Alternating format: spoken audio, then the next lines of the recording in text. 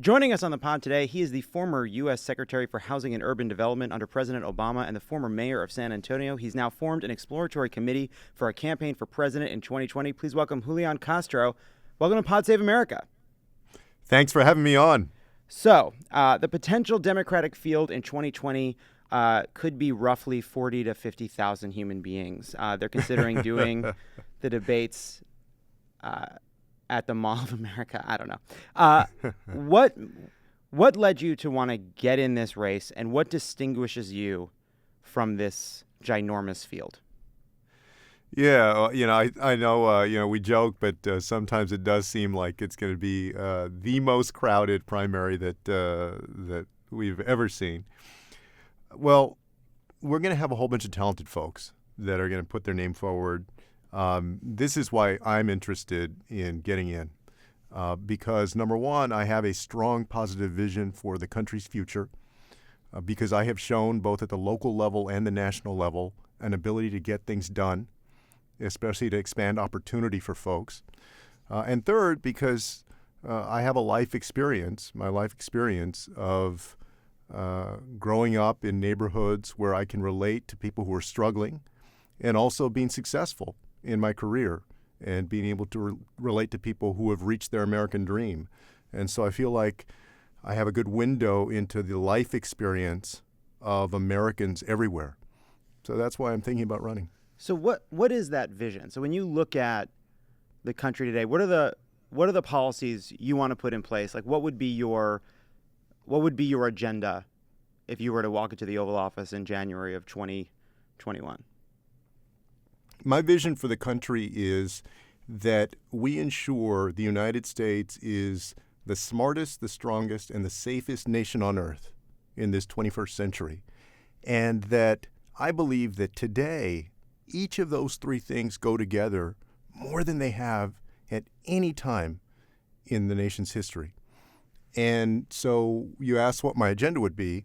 I believe that we need a 21st century blueprint for opportunity. When we talk about being the smartest nation on earth, that means that we need universal pre-K. We need to improve public education.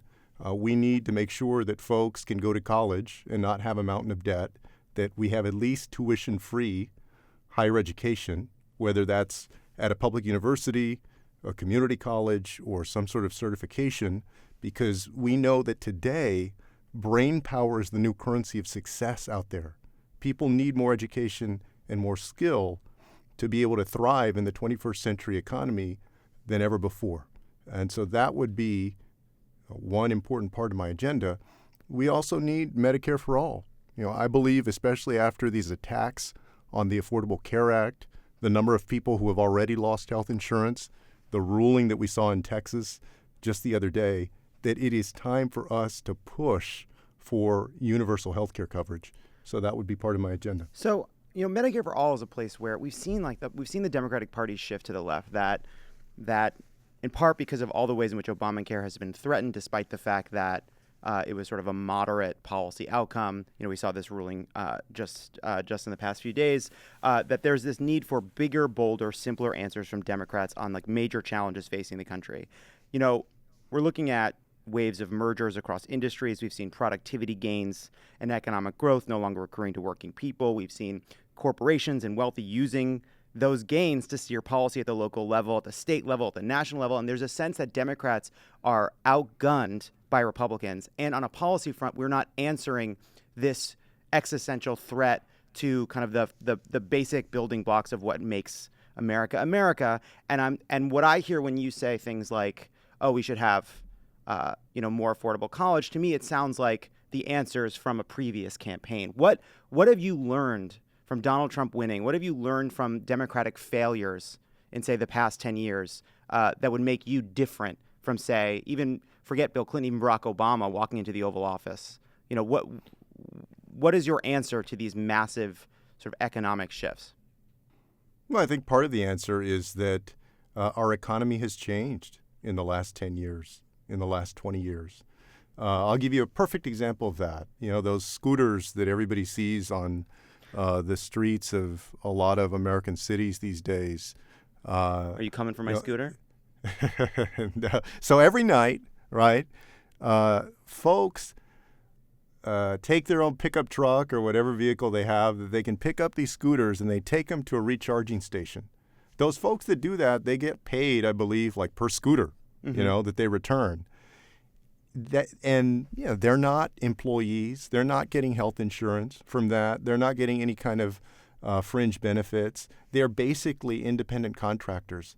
We're going in this nation more and more, both to automated work, but also to work that is increasingly with an independent contractor model, and also a lot of people working, essentially individually or as part of a small business, or they're self-employed. As we do that, it means, I believe, that the government has more of a role in ensuring that people have things as basic as health care. So, I don't think that the answer is to be radically different from whether it was Barack Obama or Bill Clinton or somebody else. It's that today things have changed, and so we need to put forth bolder solutions, whether that's on health care or education or the economy or immigration. Things change, and we need to address that, because if there's something that we've seen, it's that what worked in the 20th century won't necessarily work in the 21st century. So my question on that would be, so I think it's important that there's this conversation about whether it's people working for ride-sharing companies or picking up scooters off the street or having these incredibly grueling jobs at warehouses that are involved in sort of the fast shipping that Americans have come to rely on. There is this sense that people have sort of been sapped of the basic control over their jobs, the basic benefits that come with jobs. And it's important that Democrats are talking about how to sort of have government provide a backstop. But what do you see as the way government can arrest that problem before it becomes a problem? What is, to your mind, the cause of that shift in power to corporations and out of the hands of workers? Well, I think that's a number of things. That's the tax policy that we've had over the last 40 years. Many of the result of lobbying that's happened in Washington, D.C. to advantage folks that already have a lot of power, to advantage corporations that have armies of lobbyists in Washington, D.C. It's the result of the fact that our economy has become more globalized, and so now you have companies that set up shop in other nations, and we're competing against the standards in those other nations. And that's why, I agree with folks that say, in terms of our trade agreements, that we need to be more mindful, whether it's on labor or environmental concerns, about what other countries are doing and try to bring them up to better standards. But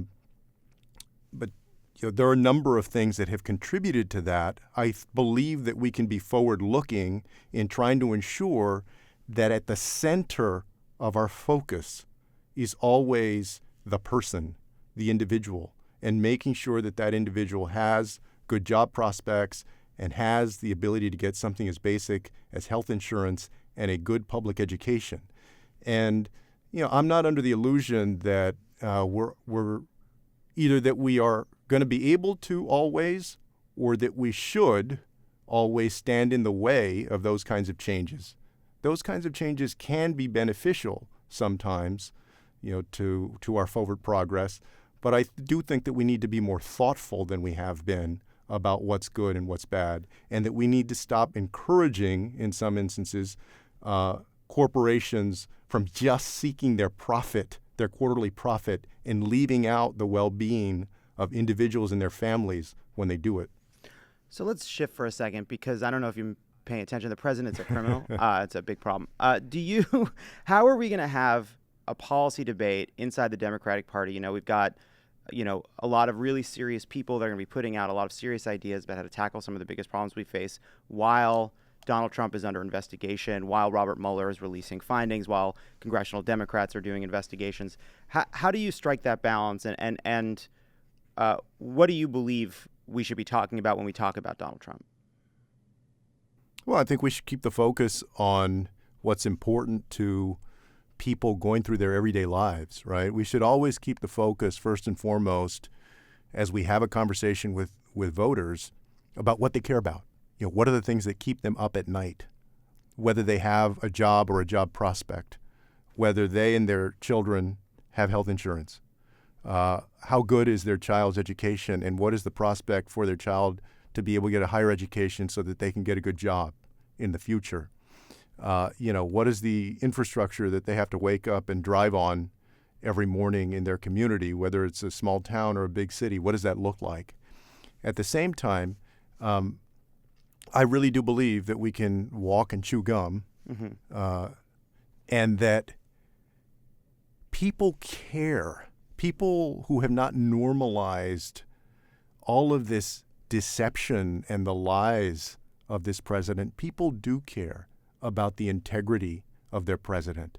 They do care that there are 17 investigations of everything from the Trump Organization to the campaign to him personally. I think that we do need to point that out. I don't think that that's the only thing that you can address.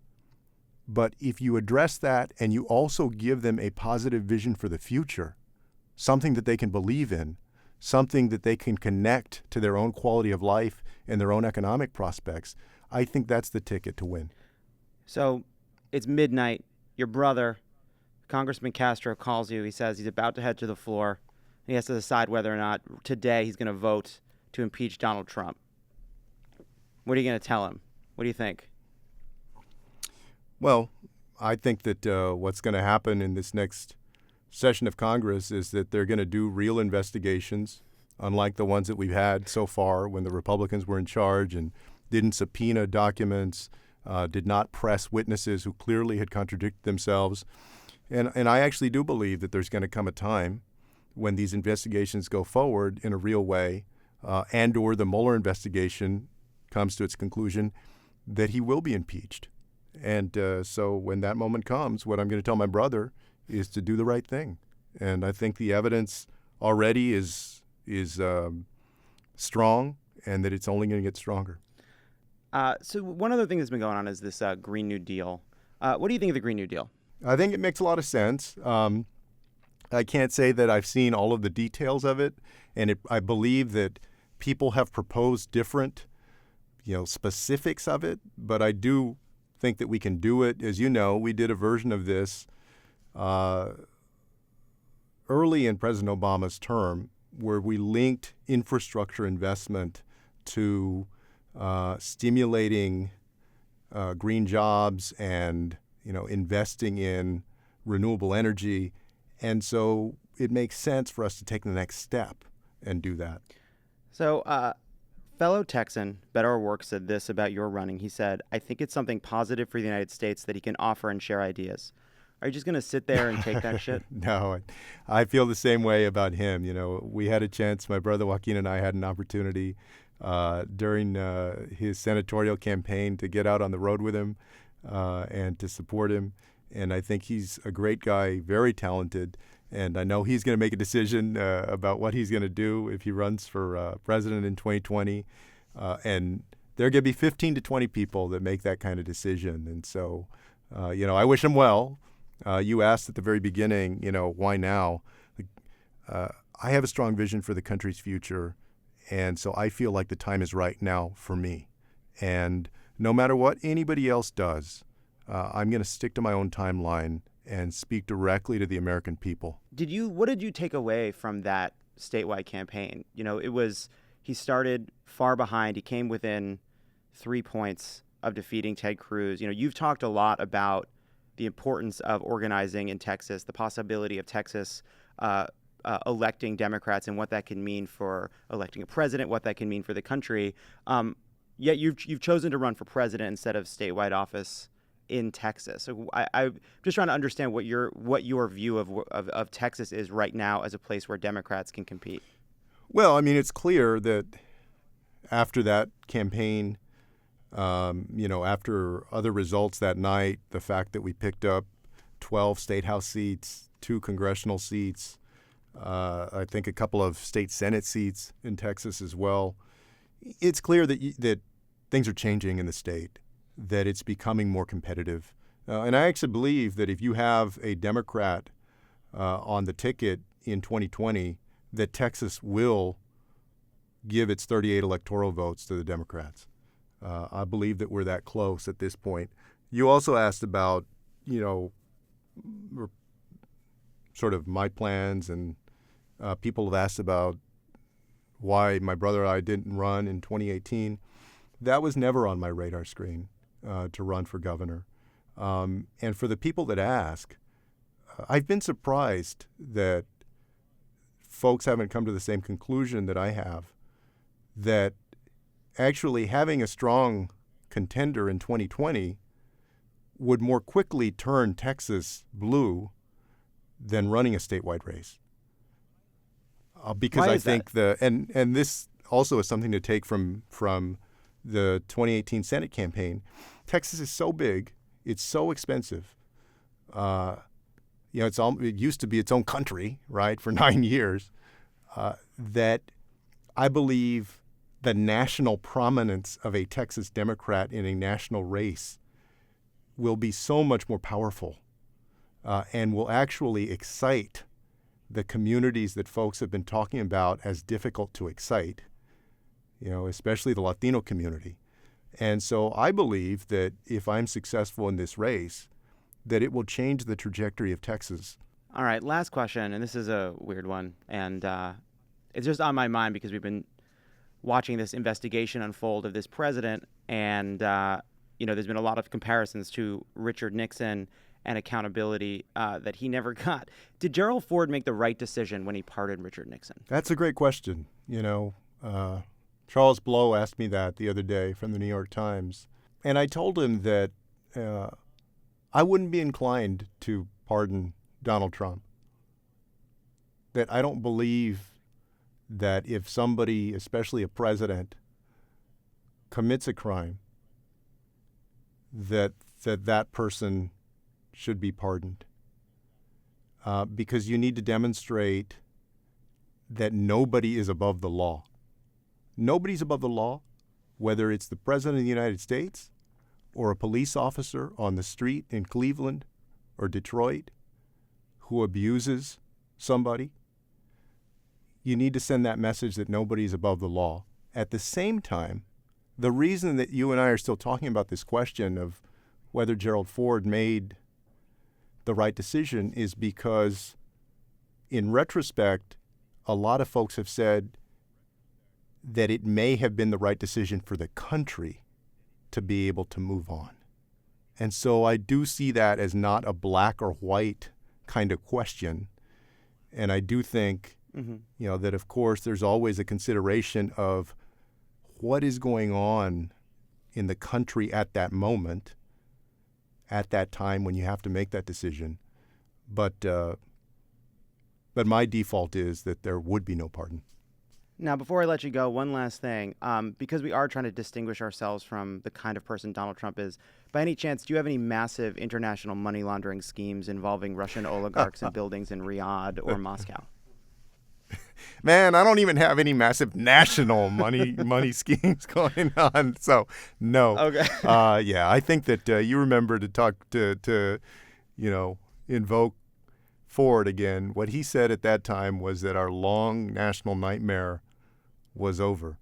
And I think about that phrase a lot these days because when we have the next president, that I believe is going to be a Democratic president, I think that that president will also have to address the nation in the same way and focus on being able to move on and to build back trust with our government, trust with our allies outside of the United States, and focus again on everybody.